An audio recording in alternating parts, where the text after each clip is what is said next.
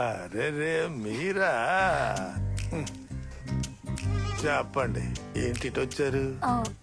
కెంబన్ లేడా తాతయ్య? ఆడు బయటికి వెళ్ళాడు.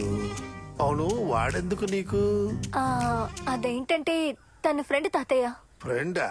నువ్వు చూస్తుంటే చదువుకునే దానిలా ఉన్నావు, ఆడేమో ఒకటి తిరుగుబోతే అదవా. ఫ్రెండే తాతయ్య. అదే అడుగుతున్నాను ఎటువంటి ఫ్రెండు అని. లవ్వా? అవును.